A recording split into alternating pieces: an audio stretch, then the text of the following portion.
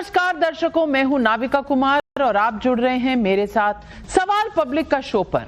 मोदी सरकार के नए वक्फ कानून के खिलाफ विरोधियों ने पूरे देश में माहौल बनाया, पूरे देश में नैरेटिव सेट किया गया कि इस कानून से मुसलमानों की जमीन छीन ली जाएगी, कब्रिस्तान, मदरसे, मस्जिद सब कुछ छीन लिए जाएंगे, मुसलमानों की संपत्ति पर सरकार कब्जा कर लेगी। देश में कई जगहों पर प्रदर्शन भी किए गए, आगजनी की। आज उसी वक्फ कानून को लेकर देश की सबसे बड़ी अदालत ने अंतरिम फैसला सुनाया। मैं आपको बता दूं, फैसला अंतरिम है, अंतिम नहीं। कोर्ट ने अपने फैसले में नए कानून पर रोक लगाने से इनकार कर दिया। सुना आपने दर्शकों, इनकार कर दिया। कानून सही है, इसे रोकने की जरूरत नहीं, लेकिन कुछ प्रावधानों पर जरूर रोक लगाई। पॉइंट वाइज समझे। नंबर 1, सुप्रीम कोर्ट के मुताबिक वक्फ करने के लिए अब 5 साल प्रैक्टिसिंग मुस्लिम होना अब जरूरी नहीं, बल्कि यह कहा गया है कि एकदम से नहीं होगा। ये आपको रूल्स बनाने पड़ेंगे, यानी कि सरकार रूल बनाएगी और तभी इसको इंप्लीमेंट कर सकती है। रूल क्या बनेंगे ये सरकार के ऊपर है। तो बिल्कुल खारिज नहीं किया, पर यह कहा पहले रूल बनाइए, बताइए, फिर देखा जाएगा। नंबर 2, राज्य वक्फ बोर्ड में 3 से ज्यादा गैर मुस्लिम नहीं हो सकते, जबकि सेंट्रल वक्फ काउंसिल में 4 से ज्यादा गैर मुस्लिम नहीं हो सकते। नंबर 3, कलेक्टर सीधे तौर पर वक्फ संपत्ति तय नहीं कर पाएंगे। एक बात और, सुप्रीम कोर्ट ने वक्फ बाय यूजर पर कोई राहत नहीं दी, यानी कि आप कुछ यूज कर रहे हैं तो वो आपका हो गया, कागज हो या ना हो ये नहीं चलेगा, ये सुप्रीम कोर्ट ने कहा। कोर्ट के अंतरिम फैसले को एक बड़ा वर्ग देश के मुस्लिम समाज की जीत बता रहा है। दूसरी तरफ सरकार का अपना दावा है कि कोर्ट ने कानून पर रोक नहीं लगाई, कुछ धाराओं पर जरूर फेरबदल की बात कही या रोक लगाई है, इससे पूरे कानून पर कोई असर नहीं है। सवाल है कि क्या आज का सुप्रीम कोर्ट का फैसला मोदी सरकार के लिए बड़ा झटका है या फिर माहौल बनाकर भ्रम फैलाया जा रहा है? आज पब्लिक यही सवाल पूछ रही है।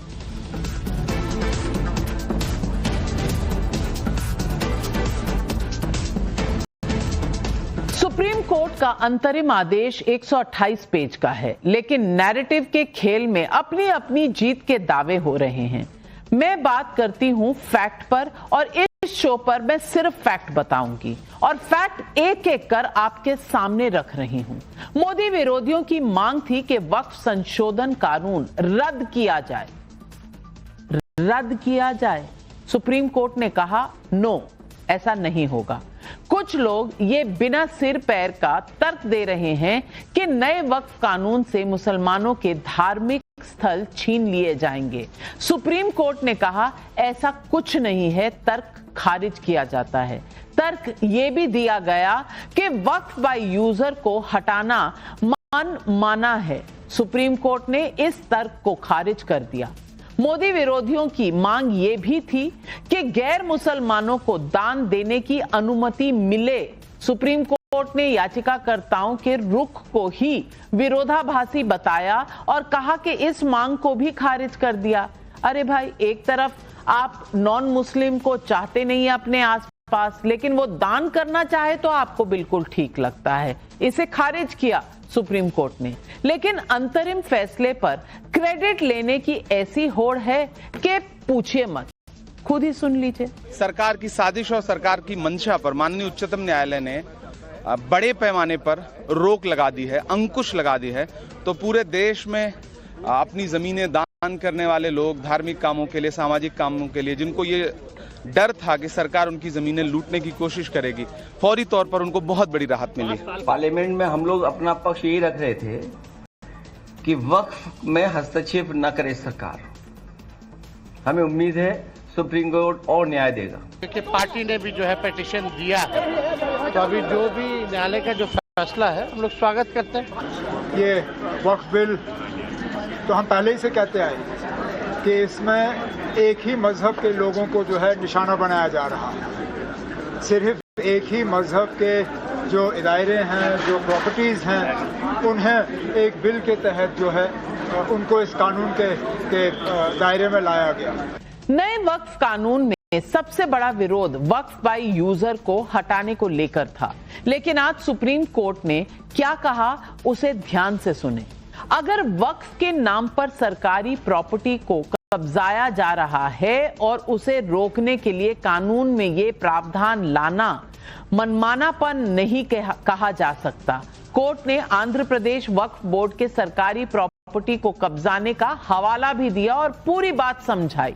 न्यू वक्फ कानून में कम से कम 5 साल का प्रैक्टिसिंग इस्लाम वाले प्रावधान पर भी बहुत हंगामा मचा था। इसे मनमाना और भेदभावपूर्ण बताया गया, लेकिन सुप्रीम कोर्ट ने इस प्रावधान को मनमाना नहीं माना। हालांकि मैं फिर से साफ कर दूं कि ये आदेश अंतरिम है और सुप्रीम कोर्ट ने ये कहा है कि रूल्स फ्रेम करने पड़ेंगे। इस 5 साल प्रैक्टिसिंग इस्लाम वाले प्रावधान पर सुप्रीम कोर्ट ने धर्मांतरण की संभावना का हवाला दिया और रोक लगाने की वजह यह बताई कि फिलहाल किसी राज्य या केंद्र सरकार के पास ये कानून नहीं जिसमें यह बताया जाए कि फला आदमी 5 साल से प्रैक्टिसिंग इस्लाम है, लिहाजा राज्य उचित नियम बनाए। जब तक ऐसा नहीं होता तब तक इस पर रोक रहेगी। ओवैसी ने इसे लेकर नया सवाल खड़ा किया है। असदुद्दीन ओवैसी का ये नया सवाल सुन। अब आप ये देखिए कि ऑनरेबल सुप्रीम कोर्ट ने ये कहा है कि 5 साल का जो एक्ट में था कि उसको 5 साल मुसलमान उन्हें दिखाना पड़ेगा, वो कंप्लीट स्टे नहीं है। ऑनरेबल सुप्रीम कोर्ट ने ये कहा है कि रूल्स को अगर फ्रेम कर देते हैं तो फिर वो लागू हो जाएगा, रूल्स बना देंगे। अब सरकार की तरफ से भी कुछ तर्क सामने आए हैं। सरकार की तरफ से क्या कहा जा रहा है उसे भी सुने। गहराई से चर्चा करने के बाद उसको खारिज नहीं कर सकता है कि वक्फ अमेंडमेंट एक्ट में जो प्रावधान है वो संपूर्ण रूप से पूरे मुस्लिम कौम के लिए फायदा पहुंचाने वाला है और वक्फ प्रॉपर्टी से जो भी फायदा होगा वो मुस्लिम महिलाओं के लिए, मुस्लिम बच्चों के लिए, यतीम के लिए, जो बेघर है, जो मुसलमानों में भी जो गरीब है, जो पिछड़ा है, उनके लिए काम आने वाला है। सुप्रीम कोर्ट के फैसले पर सियासत खूब हो रही है, लेकिन इस मामले में स्टेक होल्डर मुस्लिम धर्म गुरुओं में भी अंतरिम फैसले को लेकर मतभेद है। कुछ को लगता है उनके फेवर में है, कुछ को लगता है ऐसा नहीं है। वहां भी कंट्रोवर्सी है। हम लोगों की जो डिमांड थी कि इस पूरे एक्ट को स्टे किया जाए, ऐसा नहीं हुआ है, लेकिन उसके बावजूद भी कई ऐसे अहम बातों पर, ऐसे अहम प्रोविजन पर कोर्ट ने स्टे लगाया है, उसका हम लोग वेलकम करते हैं। सुप्रीम कोर्ट ने आज एक बात तो स्पष्ट कर दी है कि पूरे एक्ट को स्टे करने का आधार नहीं है। जो लोग कहते थे ना, लोग गुमराह कर रहे थे कि साहब पूरा एक्ट ही खतरनाक है और पूरा एक्ट इनवैलिड है, गैर कानूनी है, फला आर्टिकल के खिलाफ है, फला आर्टिकल के खिलाफ है, तो वो चीजें तो बहुत स्पष्ट हो चुकी हैं। कोर्ट ने क्लियरली स्टे कर दिया है, तो वो एक बहुत अच्छा ऑर्डर है। वक्फ के प्रोटेक्शन के लिए ये एक बहुत लैंडमार्क ऑर्डर है।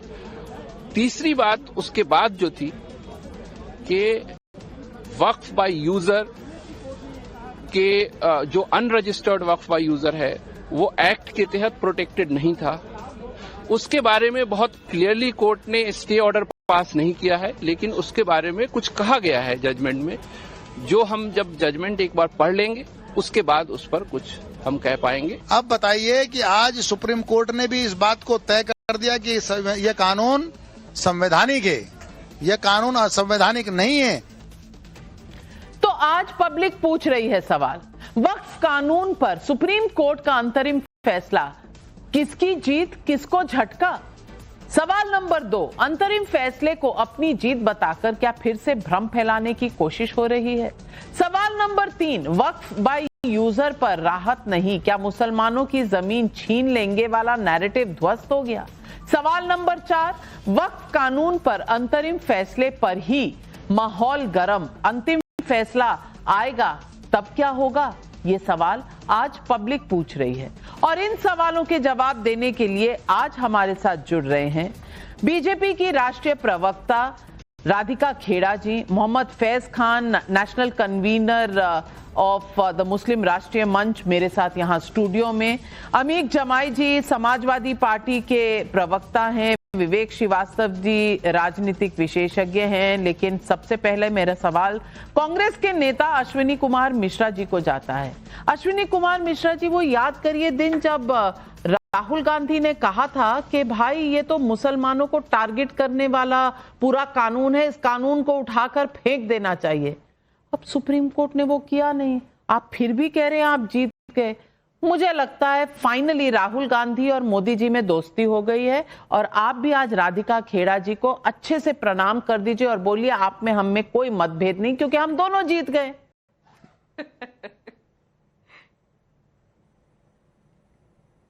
नहीं, राधिका जी को मैं वैसे ही प्रणाम कर देता हूं, महिलाओं का बहुत सम्मान करता हूं मैं, और मुझे राधिका जी को प्रणाम करने में कोई गुरेज नहीं है। वो हमारे पहले कांग्रेस में रही भी हैं, अब थोड़ा सा अलग बातें करने लगी हैं, थोड़ी राह भटक गई हैं, उस विषय पे नहीं आता हूं मैं।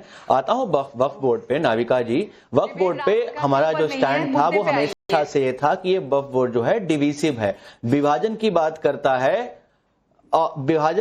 करता है और जो है इसमें जो फंडामेंटल प्रॉब्लम थी वो थी ये कॉन्स्टिट्यूशन के खिलाफ है, नेचुरल जस्टिस के खिलाफ है। मैं आपको एक्सप्लेन करता हूं जो प्रोविजन थे जिसपे कोर्ट ने संज्ञान लिया है और जो इंटरिम ऑर्डर दिया है उस पे रोक भी लगाई है। पहला एंटी कॉन्स्टिट्यूशनल था कि जो एग्जीक्यूटिव था, जो डिस्ट्रिक्ट मजिस्ट्रेट था, उसको जुडिशरी पावर दे रहे थे आप, जो कि हमारे संविधान में है कि सेपरेशन ऑफ पावर मैंडेटरी है। आप सेपरेशन ऑफ पावर को मैंडेटरी ना कर करके एक एग्जीक्यूटिव को जुडिशरी पावर दे रहे थे, जो कि कोर्ट ने साफ साफ बोला है कि यह संभव नहीं है। डिस्ट्रिक्ट मजिस्ट्रेट डिसाइड नहीं करेगा कि ये वक्फ की जमीन है या नहीं, ये ट्रिब्यूनल ही डिसाइड करेगा। दूसरा जो प्रिंसिपल ऑफ नेचुरल जस्टिस के खिलाफ था कि अगर किसी आदमी के पास पोजेशन होता है किसी चीज को तो उसको प्राइमा फेसी ऑनर माना जाता है अनटिल और otherwise proved in court of law.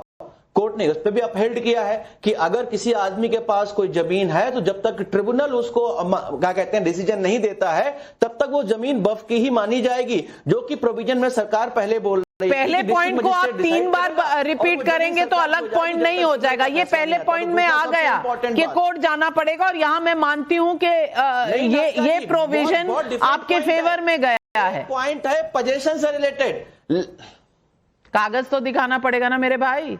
Last point Navika ji, last point जो 5 साल का कागज तो दिखाने के बाद हमेशा से नाविका जी रजिस्ट्रेशन कब मैंडेटरी नहीं था? ये तो आप जबरदस्ती बना रहे हैं कि Bharatiya Janata party registration mandatory लेके आई। रजिस्ट्रेशन तो वक्फ बोर्ड का हमेशा से मैंडेटरी था, 2013 में भी मैंडेटरी था, जब फर्स्ट टाइम बनाया गया तब भी मैंडेटरी था।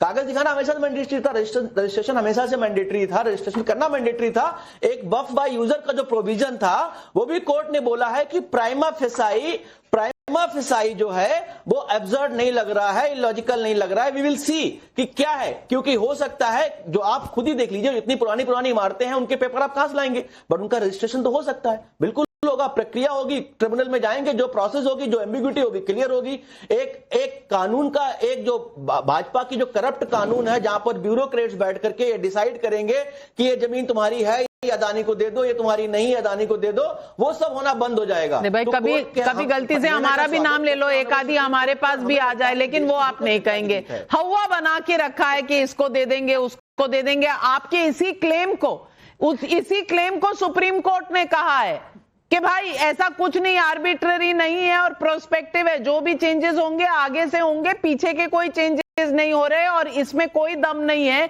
कि ये लैंड ग्रैब जो है सरकार करने वाली है। लेकिन सबसे अच्छी बात राधिका खेड़ा जी यही है कि आप भी जीत गए, वो भी जीत गए, इतने खुश हैं। कम से कम अब ये तो मानेंगे कि इस देश के जितने इंस्टीट्यूशंस हैं, कॉन्स्टिट्यूशनल बॉडीज हैं, वो काम कर रही हैं। आज सुप्रीम कोर्ट की इतनी तारीफ हो रही है, कल शायद इलेक्शन कमीशन की भी हो जाए। सभी को नमस्कार। नाविका जी, 6 महीने एक संसदीय समिति बनती है, उसमें चर्चा होती है, 14 घंटे संसद में चर्चा होती है, फिर एक बिल आता है। बिल आने के बाद राहुल गांधी से लेकर पूरी कांग्रेस हल्ला मचाने लगती है, मुसलमानों की जमीन छिन जाएगी। जैसे ये हर बार हर चुनाव के पहले एक नया नैरेटिव लेकर आते हैं। ये भी इन्होंने मुसलमानों के लिए कुछ किया नहीं अपने राज्य में, 55 साल जब इन्होंने राज किया, लेकिन मुसलमानों को इधर उधर भटकाने में, ताकि उनका वोट बैंक बरकरार रखे, एक और अफवाह फैलाने का काम किया। तो आज वो ध्वस्त हो गया, क्योंकि कानून जस का तस वैसे का वैसे रहेगा। और ये जो ढींगे फोड़ रहे हैं कि हम जीत गए, चलो अच्छी बात है, ये मान रहे हैं कि आज इन्होंने मान लिया कि संविधान की असलियत में जीत हो गई, कि जो सरकार संविधान के तहत चलते हुए संशोधन लेकर आ रही है, हर नियम फॉलो करते हुए, कि सब कुछ जैसा हम चाह रहे थे वैसा हुआ है, तो उन्होंने मान लिया। खैर, अब इंपॉर्टेंट पॉइंट, तथाकथित वक्फ बाय यूजर का जो सारा मुद्दा था, जैसा आपने भी बताया कि सरकार ने पहले ही रोक दिया था कि कोई भी पब्लिक प्रॉपर्टी हो या सरकारी प्रॉपर्टी हो, उस जमीन को वक्फ नहीं ले सकता। वही व्यवस्था वापस लागू रही है, कुछ अलग तो हुआ नहीं। दूसरा, सरकारी संपत्ति हो, राज्य संपत्ति हो, कोई पीएसयू की संपत्ति हो, उन पर वक्फ दावा नहीं कर सकेगा। ये हमारे 3C अधिनियम में था, वो वापस से सुप्रीम कोर्ट ने उस पर स्टे लगाया है। तीसरा, नेशनल हेरल्ड शोर मचा रहे थे बार बार कि गैर मुसलमान नहीं होने चाहिए, गैर मुसलमान नहीं होने चाहिए। सरकार ने कैटेगोरिकली कहा था कि सेंट्रल परिषद में 4 और राज्य परिषद में 3 होंगे। वही के वही सुप्रीम कोर्ट ने उस पर ठप्पा लगा दिया। तो आपकी जीत हो कहां रही है? आपका झूठ कहां जीत रहा है? नहीं, राधिका खेड़ा जी आप समझी नहीं, राधिका खेड़ा जी आप समझी नहीं, ये अब बड़प्पन पर आ गए हैं, कह रहे हैं आपकी जीत में ही उनकी जीत है। शायद आज से ये नया चैप्टर विपक्ष में शुरू हुआ है और आपको तो इसका स्वागत करना चाहिए, आपको स्वागत करना चाहिए। लेकिन अमीक जमाई साहब, नाविका जी, मैं इतना जानती हूं, आज इस देश का हर सिटीजन जीता है, बिल्कुल, और हर फैसले पर यही होता है। लेकिन अमीक जमाई जी, विवेक जी, थोड़ी सी मैं गाड़ी जब तक आपके स्टेशन तक आती है तब तक अमीक जमाई जी से एक सवाल पूछ रही थी, पूछ लेने दीजिए अगर आपकी इजाजत हो। अमीक जमाई जी, आपने कहा कि भाई बड़ा दिक्कत है, ये हार गए, इनको तमाचा लग गया। अगर तमाचा लग गया तो फिर सरकार इतनी खुश क्यों है? और तमाचा तो तब लगता ना अगर ये पूरा का पूरा कानून उठाकर सुप्रीम कोर्ट बाहर फेंक देती। वो तो किया नहीं सुप्रीम कोर्ट ने, बल्कि एक मुद्दे पर तो ये कहा सुप्रीम कोर्ट ने कि आप कितनी दो पक्षीय भाषा बोल रहे हैं। एक तरफ आप कहते हैं नॉन मुस्लिम को होना नहीं चाहिए, दूसरी तरफ नॉन मुस्लिम को डोनेशन करना अलाउड हो, ये आपने मांगा था, पेटिशनर्स ने मांगा था। वो उन्होंने कहा कि भाई दोनों चीजें नहीं हो सकती, अगर ये मुसलमानों का है तो मुसलमानों से डोनेशन लीजिए। तो थोड़ी बहुत आपकी खिंचाई भी हुई है, और बाकी सरकार का जो लॉ है वो तस का तस है, आपको जाना पड़ेगा, कोई लैंड ग्रैब आप कर नहीं सकते सरकारी प्रॉपर्टी का। और जिस तरह के एग्जाम्पल्स दिए हैं, आप पढ़ लीजिए जजमेंट 152 पैरा पढ़ लीजिए, उसमें क्या क्या लिखा हुआ है। तो मुझे आज ये बता दीजिए जीता कौन, क्योंकि ओवैसी जी ने आपकी पोल खोल दी है।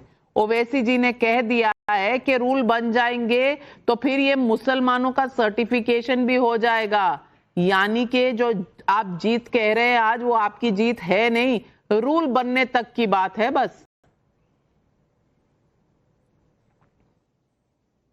आपका जितनी देर का सवाल है, मुझे बस उसका आधा समय दे दीजिएगा, मैं निवेदन करूंगा आपसे। देखिए, समाजवादी पार्टी सुप्रीम कोर्ट में इस पूरे मामले में हम पिटिशनर थे, MP ज़िया बर्क इसके अंदर शामिल हुए थे। और आज जो जितना राधिका खेड़ा बहन साहिबा यहाँ खुश हो रही हैं, काश इतना खुश सर्वोच्च न्यायालय के अंदर तुषार मेहता जी भी होते। आपको उनकी हालत पता होगी सर्वोच्च न्यायालय में क्या हुआ है। देखिए, ये जो वक्फ संशोधन अधिनियम 2025 का जो पूरा ये बिल था, इसकी पूरी धुआं, इसका जो हवा है ना, माननीय सर्वोच्च न्यायालय ने निकाल दिया है। हम ये कह रहे हैं कि ओवरऑल शुरू की हमारी कॉल ये थी कि हम पूरे बिल को नहीं मानते हैं। उसके बाद कुछ कंट्रोवर्शियल पॉइंट्स थे जिसको हम चाहते थे कि ये बिल्कुल नाजेबा है, इसको हटना चाहिए। और माननीय सर्वोच्च न्यायालय ने एक लंबी सुनवाई के बाद इंटरिम फैसला जो सुनाया है। देखिए, मुख्यतः सबसे बड़ी समस्या क्या थी? कलेक्टर राज अगर आप ले आते, एक डीएम को फैसला करने का आप अधिकार देते, तो डीएम तो भारतीय जनता पार्टी का होता, किसी भी भारतीय जनता पार्टी की सरकार में।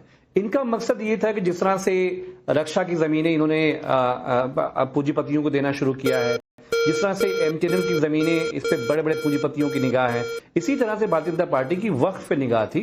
मेरे नेता माननीय अखिलेश यादव जी ने इस बात को कहा था कि ये उस मतलब से जमीनों को कब्जा करके बिल्डरों को देना चाहते हैं। नाविका मैम, आप सोचिए कि ये कितने बेशरम लोग हैं। राम मंदिर के लिए जो जमीनें एक्वायर करी गई, SC ST की जमीनें, कितने फर्जीवाड़े निकले। भगवान श्री राम के जो लोग नहीं हुए वो मुसलमानों के क्या होंगे? नविका में एक मिनट, अमीक जमाई जी एक मिनट, आपसे एक सवाल है मेरा। आपने जो कहा उसी पर एक सवाल है मेरा। आपने कहा डीएम हमेशा भाजपा के होते हैं, IAS से आते हैं वैसे वो, या तो आप ये कह रहे हैं कि सरकारें हमेशा बीजेपी की रहेंगी, आपकी कभी आएगी नहीं, इसलिए डीएम हमेशा उनके होंगे, आपके कभी होंगे नहीं, यानी कि 2027 में चुनाव लड़ने की जरूरत है या नहीं? फिर नहीं, बता दीजिए, आप ही के शब्दों से सवाल। नहीं, 2027 में तो जैसे ही रात में झंडा चेंज, नहीं, तो फिर डीएम आपके हो जाएंगे, रात में झंडा, फिर डीएम आपके हो जाएंगे, 27 में झंडा चेंज होगा। ये सारे IP IAS IPS, मेरी बात सुन लीजिए, वो भारत के संविधान के हो जाएंगे। भारत के संविधान के मुताबिक जो उनका काम है। आज तो नागपुर से आ रहा है आदेश, आज तो गोरखपुर मठ से आदेश आ रहा है। सोचिए यूपी में कितने IAS फरार तो फिर हमेशा तो डीएम बीजेपी के नहीं रहेंगे, आप भी मान रहे हैं। और ये झंडा चेंज क्या होता है राधिका खेड़ा जी? झंडा तो तिरंगा ही है, इस देश में सिर्फ तिरंगा ही लहराता है। ये किस झंडे की बात कर रहे हैं अमीक जमाई जी? नाविका जी, आपने देखा होगा राहुल गांधी की रैली जब केरला से शुरू होती है और हर जगह जाती हैं तो तिरंगे की जगह वहां पे एक हरा झंडा लहराता है, उनके लिए वो झंडा है। राहुल गांधी को तिरंगे से बहुत तकलीफ है और वो इंदिरा भवन के इनॉग्रेशन में अपने नए कांग्रेस के इनॉग्रेशन में ऑफिस के ये कह चुके हैं, my fight is against the Indian state. वो कैटेगोरिकली क्लियर है, इसीलिए भारत का झंडा, भारत का ध्वज उनकी किसी रैली में नहीं होता। पर ये तो अमीक जमाई है, ये समाजवादी पार्टी से है, राहुल गांधी की पार्टी से नहीं है। अभी 52 साल तिरंगा इनके नेता तो राहुल गांधी है। इंडिया अलायंस के नेता कौन है? इंडिया अलायंस के नेता राहुल गांधी है, इनके नेता राहुल गांधी है।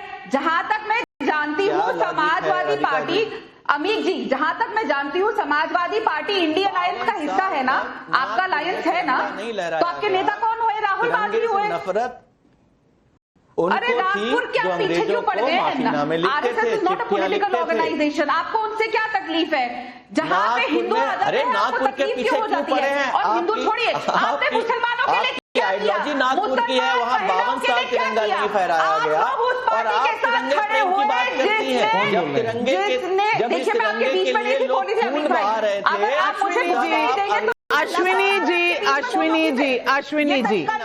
अश्विनी जी, मैंने देखा है कि जब कोई महिला बोलती है ना तो आप उन्हें जरूर काटते हैं। मेरा भी प्रोटेस्ट आ रहा है। राधिका जी बोलने, फिर आप जवाब दीजिएगा, मैं काउंटर का समय दूंगी। आई प्रॉमिस, मैं आपको काउंटर का समय दूंगी, सुन लीजिए। डिबेट की शुरुआत में कांग्रेस के प्रवक्ता ने कहा था मैं महिलाओं का सम्मान करता हूं, और हर आपकी डिबेट में ही इनका ये नैरेटिव ध्वस्त होता है। जैसे आज सुप्रीम कोर्ट ने विपक्ष का पूरा नैरेटिव ध्वस्त किया और ये बात कर रहे हैं डीएम भारतीय जनता पार्टी के। क्यों भाई साहब? हिमाचल में किसके डीएम है? कर्नाटक में किसके डीएम है? तेलंगाना में किसके डीएम है? कहां बताइए? झारखंड में किसके डीएम है? ये तो आप अजीब बात करते हैं। तो आप, और अच्छा हुआ, बिल्कुल नाविका जी आपने बिल्कुल सही कहा, इन्होंने पहले ही हार मान ली है, इसीलिए देश की जनता इनको बाहर खड़ा करती है। और मैं फिर दोहराती हूं, इनके नेता भी राहुल गांधी है, क्योंकि विपक्ष के लीडर ऑफ ऑपोजिशन वही है और पूरा इंडिया अलायंस उनको अपना नेता मान चुका है, इसीलिए वो हरे झंडे की ही नीचे आते हैं। इनको तिरंगे से कोई लेना देना नहीं है। अब मुद्दे पे आते हैं वापस। लगातार जो हम अपनी चीजों में लेकर आए थे कि वक्फ बोर्ड में ये संशोधन के लिए, वो लगातार आज सुप्रीम कोर्ट ने हर उस चीज पर मोहर लगा दी है। तो आप पहले ये बताइए कि आप खुशी किस चीज की मना रहे हैं, किस चीज की जीत हुई है? जितनी चीजें हम लेकर आए थे संशोधन, उन पे स्टे लगाए। हमने कहा इतने गैर मुसलमान रहेंगे बोर्ड पे, उस पे भी हमारे को स्टे मिला। हर चीज सुप्रीम कोर्ट ने मानी है ऐसी होनी चाहिए। तो आप जीते किस पे है? हारा सिर्फ एक नैरेटिव है कि मुसलमान की जमीन उनसे छीनी जा रही है। पहले आपने कहा संविधान खतरे में है, उससे पहले आपने कहा चौकीदार चोर है। एक एक करके लगातार आप लोगों के नैरेटिव ध्वस्त होते हैं। आप लोग क्यों नहीं चाहते कि मुसलमान समाज तरक्की करे? आप लोग उस पार्टी के साथ खड़े हैं जिन्होंने पूरा के पूरा मुस्लिम महिलाओं के खिलाफ है, ट्रिपल तलाक के खिलाफ एकजुट जब हम बिल लेकर आते हैं तो एकजुट होकर इंडिया अलायंस खड़ा हो जाता है। ये सब जानते हैं कि मुस्लिम महिला हो, मुस्लिम लोग हो, उनकी तरक्की अगर कोई नहीं चाहता है तो वो सिर्फ और सिर्फ इंडिया अलायंस है। इसलिए 55 साल की अपनी सरकारों में इन्होंने उनको गरीब रखने का काम किया, उन्होंने पूरा ये काम किया कि उनके घर में बिजली पानी ना पहुंचे, लेकिन मैं मानती हूँ कि एक नैरेटिव, एक फियर मॉन्गरिंग, एक डराने धमकाने का नैरेटिव बनाया गया था। अब विवेक श्रीवास्तव जी, वो नैरेटिव तो अब ध्वस्त हो गया ना, अब तो ध्वस्त हो गया, क्योंकि सुप्रीम कोर्ट ने मतलब नहीं कहा कि ये कानून जो है मुसलमानों के खिलाफ है, मुसलमानों को अब उनकी मस्जिदें ले ली जाएंगी, उनके घर ले लिए जाएंगे, उनकी कब्रिस्तान ले लिए जाएंगे, वो सब सुप्रीम कोर्ट ने कहा ऐसा कुछ नहीं है, हम लॉ को स्टे नहीं करेंगे और एक दो प्रोविजन जो डीएम वाले हैं वो जरूर बदलें। पर मुझे आप ये बताइए ना कि ये डीएम सिर्फ बीजेपी के होते हैं? केरला में आपकी सरकार है, वहां डीएम आपका होता है कि बीजेपी का होता है? नहीं, केरला में तो सरकार रहेगी कम्युनिस्टों की, लेकिन कहीं बाकी जगहों पे बीजेपी। क्यों राहुल गांधी नहीं आएंगे? कांग्रेस पार्टी नहीं आएगी? नहीं, अब आप सुनते जाइए, अभी तो आगे कांग्रेस वाले तो हमारे भाई हैं, भाई हैं, केरला के बाहर भाई हैं, केरला के अंदर क्या है ये बताइए। बिहार में भी भाई है, बंगाल में भी भाई है, त्रिपुरा में भी भाई है, बहुत जगहों पे भाई है। हमने तो 2004 में सरकार बनाई, डॉक्टर मनमोहन सिंह को समर्थन दिया, आगे भी बनवाएंगे कांग्रेस की सरकार। केरला में जिस तरह की लड़ाई है मुझे पता नहीं, उसको आप क्या कहेंगे? 1947 से चल रही है मैडम, बड़ी पुरानी आपका नैरेटिव है, वो नैरेटिव हम ध्वस्त कर चुके हैं। आगे सुनिए, वक्फ जमीन के चोर गद्दी छोड़। अब ये सिर्फ बात वोट चोर पे नहीं है, वक्फ जमीन के चोर गद्दी छोड़। और सुप्रीम कोर्ट ने जो लताड़ा है, जिस तरीके से एक स्लैब, सबसे बड़ी बात क्या थी जो हमें डर था कि ये अपने डीएम अपने लोगों को जब नियुक्ति करेंगे तो वो किसी ना किसी बहाने से वक्फ की जमीन को हड़पेंगे सरकार के नाम पे और अपने बिल्डर दोस्तों को देंगे। और शुक्रिया सुप्रीम कोर्ट कि आपने मैलिफाइड इंटेंशन मोदी सरकार के सुने और इस पूरे प्रोविजन को रद्द किया। ना डीएम, ना कलेक्टर, ना आईएएस, ना आईपीएस, ट्रिब्यूनल था, है, रहेगा। और फैज खान साहब, जैसा मैं देख रही हूँ यहाँ सभी इतने खुश हैं, सभी इतने खुश हैं, और विपक्ष जो कह रही है तेरी जीत मेरी जीत, तेरी हार मेरी हार, कुछ ऐसा चल रहा है क्या? बिस्मिल्लाहिर्रहमानिर्रहीम, रब्बि इश्रह ली सदरी व यस्सिर ली अमरी वहलुल उक़दतम मिन लिसानी यफ़क़हू क़ौली। बिरादरान हिंद, अस्सलाम वालेकुम रहमतुल्लाहि व बरकातहू। भारत माता की जय, वंदे मातरम। आदरणीय नाविका जी, सबने बोला मुझे 120 सेकंड बस नॉन स्टॉप दे दीजिए। कलेक्टर किसका है, डीएम किसका है? बीजेपी का। ये कहने वालों ने एक बात तो सिद्ध कर दी, बीजेपी का है नहीं है, लेकिन ये लोग इनको पर्सनल प्रॉपर्टी समझते हैं। आजम खान का ऑन एयर बयान है कि ये कलेक्टर तनखैया होते हैं और इनसे मैं नहीं डरता। एक गुंडा समाजवादी पार्टी का बेटा ये कहता है कि अखिलेश भैया को बोल के आया हूं, सरकार बदलेगी, इस एसपी को बदलना नहीं, इससे मैं बदला लूंगा। और ये लोग तिरंगा फहराने की बात करते हैं संघ कार्यालय में। आदरणीय नाविका जी, ये वो पार्टी रही है 2002 तक, इसने आम भारतीय नागरिक को तिरंगा फहराने का अधिकार नहीं दिया इस देश में। वो तो छत्तीसगढ़ के लाल नवीन जिंदल जी ने केस लड़कर इस देश के आम नागरिकों को तिरंगा फहराने का अधिकार दिया, नहीं तो स्वतंत्रता के बाद आम आदमी तिरंगा नहीं फहरा सकता था। आज बीजेपी के सांसद है, हिसार से नवीन जिंदल जी। सच्चाई ये है कांग्रेस और समाजवादी पार्टी की। और अब मेरी बात सुनिए, सुप्रीम कोर्ट में आज जो डिसीजन आया है ना, सबसे बड़ी जीत भारतीय संस्कृति की हुई है, लोकतंत्र की हुई है। रामलीला में कई मुस्लिम होते हैं, दरगाह कमेटी में कई हिंदू होते हैं। भारत की वो गंगा जमनी तहजीब को जिंदा करते हुए कहा कि वक्त में भी कम से कम 3 और 4 गैर मुस्लिम होंगे देश की एकता अखंडता के लिए। ये हमारी बात मान ली गई। दूसरी बात, वक्फ बाय यूजर वाले में अभी भी उसे स्टैंड बाई में रखा गया है, उस पर अभी फैसला पूरी तरीके से नहीं दिया गया है। एक बात और, 5 साल प्रैक्टिसिंग मुस्लिम की जहां तक बात थी ना, उसमें भी ये कहा है कि यदि राज्य कानून बनाएगा तो इसे लागू किया जा सकता है। यानी कि लगभग हम लोगों ने जो सारी बातें कही थी वो बात मान ली गई है। क्योंकि जेपीसी की बैठक में मैं भी था और देखा मैं कैसे 6 महीने तक जेपीसी की बैठक चली, लोकसभा में बड़ी बहस चली, राज्यसभा में बड़ी बहस चली। और यदि ये मान रहे हैं कि सुप्रीम कोर्ट ने अच्छा डिसीजन दिया है, तो ये भी मानना चाहिए इनको कि नरेंद्र मोदी जी ने ना ईडी को हैक किया है, ना सुप्रीम कोर्ट को हैक किया है, ना चुनाव आयोग को हैक किया है। ये सब स्वतंत्र निकाय अपने हिसाब से काम कर रहे हैं और लोकतांत्रिक तरीके से काम करें। आज किसकी जीत हुई? की जीत हुई। भारत में जो शक्ति पृथक्करण है कि कार्यपालिका और व्यवस्थापिका अलग होगी और न्यायपालिका अलग होगी। पब्लिक के सवाल आ रहे हैं, पब्लिक के सवाल आ रहे हैं। अमित जमाई जी सुनिएगा जरूर। सूर्यकांत त्रिपाठी गोंडा यूपी से पूछ रहे हैं, वक्फ कानून में वक्फ बाय यूजर में बदलाव नहीं तो क्या मोदी विरोधी सुप्रीम कोर्ट के फैसले को सही मानेंगे या फिर भी सवाल उठाएंगे? राकेश कुमार कैथल हरियाणा से पूछ रहे हैं, सुप्रीम कोर्ट ने वक्फ कानून से कुछ प्रावधानों को हटाया है, क्या इस पर भी मोदी विरोधियों में क्रेडिट लेने की होड़ मची है? जवाब दीजिए।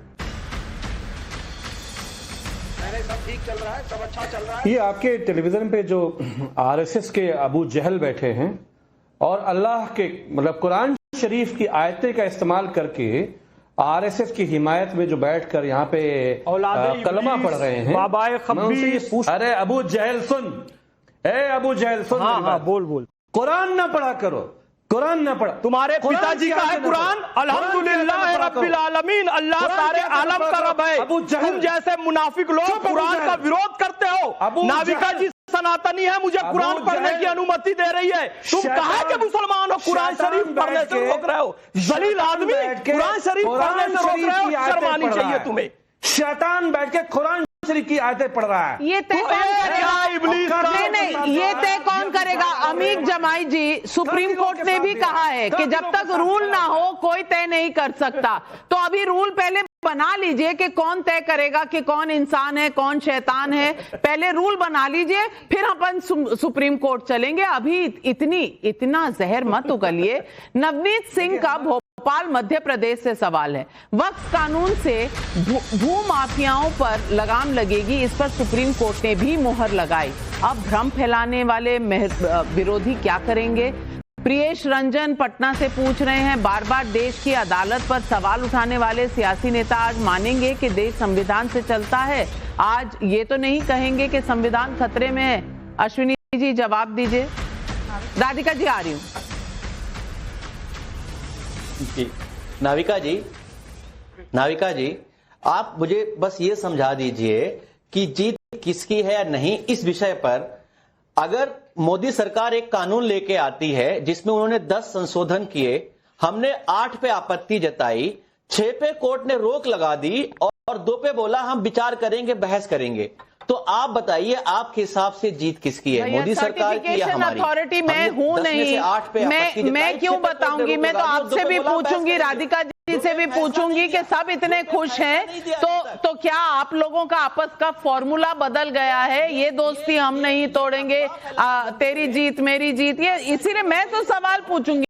मैंने कब कहा कि मैं सर्टिफिकेशन अथॉरिटी हूँ? क्यों राधिका खेड़ा जी हर सवाल ये मुझसे क्यों करते हैं? तो मैं जवाब दे देता हूँ। नाविका जी मुझे बात पूरी नाविका जी इनको मुझे बात पूरी कर लेनी, नाविका जी के पास चली जाना। अच्छा चलिए 10 सेकंड 10 सेकंड में भूमिका आप बहुत बड़ी बनाते हैं ना, तो बात रह जाती है। तो नाविका जी सिर्फ गुमराह ये किया जा रहा है जी, गुमराह ये किया जा रहा है कि जो वक्फ बाय यूजर में कोर्ट ने बोला है कि हम आगे फैसला करेंगे, इसका साफ साफ मैसेज दिया जा रहा है। कोर्ट ने कानून पास कर दिया, कोर्ट ने कोई कानून पास नहीं कर दिया। कोर्ट ने कहा प्राइमा फेसाई आर्बिट्री नहीं लग रहा है, इस पर हम बहस करेंगे। कोर्ट ने कोई भी किसी भी पॉइंट पे सहमति नहीं जताई है। अश्विनी जी आपने मुझे समझाने को कहा है तो मैं आपको समझा दूं कि जो कोर्ट ने रद्द किया वो आप कह रहे हैं कोर्ट ने पास कर दिया। जो जहां आपको लगता है कि आपका भी एक चांस है, वहां आप कह रहे हैं कोर्ट ने थोड़ा कानून पास कर दिया है। भाई चित भी मेरी पट भी मेरी, वाह वाह कांग्रेस पार्टी। राधिका खेड़ा जी इन्हें जवाब दीजिए। नाविका जी इनके सवाल आपसे और हमसे ही होंगे, क्योंकि राहुल गांधी तो सवाल देने लायक नहीं है। वो क्या कहते हैं क्या करते हैं, लेफ्ट जाते हैं राइट जाते हैं, फिर जो हार जाते हैं उनकी बात ध्वस्त हो जाती है तो कहते हैं हम जीत गए। जो पार्टी 90 सीट आने के बाद 99 सीट आने के बाद जीत गए जिनकी सोशल मीडिया हेड कर रही थी, उनसे क्या सवाल पूछेंगे। लेकिन यहाँ पे एक लगातार, मैं आपके बीच में नहीं बोली थी, चुप रही है, लगातार एक बात बोली जा रही है कि डीएम वाले मामले में की रद्द कर दिया। तो मैं एक बहुत क्लियर नैरेटिवली क्लियर कर दूं कि डीएम की पावर्स रद्द नहीं करी गई हैं। अभी भी रिपोर्ट वही बनाएंगे, जांच वही करेंगे। सिर्फ मालिकाना हक किसका होगा वो और पारदर्शिता से होगा जिसमें ट्रिब्यूनल और हाई कोर्ट आ जाते हैं। और ये भी है कि तब तक ना वक्फ की जमीन छीनी जाएगी, ना कोई सरकारी जमीन को वक्फ कहा जाएगा और ना किसी थर्ड पार्टी को वो जमीन दी जाएगी। तो ये कहना कि डीएम की सारी पावर रद्द कर दी गई है वो गलत है। और ये तो खुद स्वयं वकील है भाई साहब, कम से कम पूरा जजमेंट पढ़ के आते। इतना बड़ा है मैं समझ सकती हूँ आप लोग, लेकिन आप लोग खाली है, आप लोगों की सरकार तो कहीं है नहीं, कम से कम पूरा जजमेंट पढ़िए। आप वकील हैं, 2013 में भी यही नियम था, कि आप लोग एक गलत नैरेटिव देश को दें। 2013 में भी यही नियम था तो कोर्ट क्यों गए थे मेरे भाई? मेरे भाई कोर्ट क्यों चले गए थे? अगर वही नियम था, प्रॉब्लम इज कोर्ट जाना है, कहना है कि ये नया कानून मैं अगर 2013 में ये नियम होता तो आप कोर्ट ना गए होते। लेकिन आज राधिका खेड़ा जी ने आपके चारों खाने चित कर दिए हैं। और मैं इतना जरूर कहूंगी, कभी कभी महिलाएं अगर सही बोलती हैं तो सुन लेना चाहिए। आपकी आदत के विपरीत होगा, लेकिन सही काम बताती हैं महिलाएं तो सुन लेना चाहिए। आपकी माता जी ने भी आपको बहुत कुछ सिखाया होगा। सिर्फ महिला देख के रेड लाइट आपको कि नहीं इनकी बात नहीं सुनना, ऐसे मत किया करिए। सही बात बोलती हैं, कभी कभी सुन लिया करिए। अब जनता पोल का समय है। वक्फ एक्ट पर आए सुप्रीम कोर्ट के आज के अंतरिम फैसले को किसकी जीत के तौर पर देखते हैं, ये हमने आज पब्लिक से पूछा। सैंपल साइज 20,000 लोग। सरकार की जीत कहते हैं 65% लोग, विपक्ष की जीत 25%, किसी की नहीं 10%। 65% लोग मानते हैं कि ये सरकार की जीत है। अब नैरेटिव कौन चला रहा है, किसका जीत रहा है, भाई ये पब्लिक बता चुकी है। आप कहां खड़े हैं मुझे पता नहीं, लेकिन मुझे लगता है रीवैल्यूएशन और रीइटरेशन का टाइम है। बस सिर्फ हाय संविधान खतरे में है, हाय मुसलमानों की जमीन चली जाएगी, हाय मोदी ने ये कर दिया, मोदी ने वो कर दिया। अरे भाई ऐसा कुछ नहीं हुआ, सुप्रीम कोर्ट ने कहा। और अब आप भी मान रहे हैं हम जीत गए। ये क्या मोदी को सलाम कर रहे हो? क्या आपने जिता दिया हमें? क्योंकि कानून तो वही का वही है, कुछ प्रावधान जरूर देखे जाएंगे। और मैंने पहले भी कहा कि ये अंतरिम फैसला है, अंतिम नहीं। कृपया वेट कीजिए, पिक्चर अभी बाकी है मेरे तो। आज बस इतना ही। तमाम पैनलिस्ट को धन्यवाद करती हूं और दर्शकों आपसे लेती हूं इजाजत। नमस्कार। जाइएगा मत, पाठशाला बस खुलने वाली है।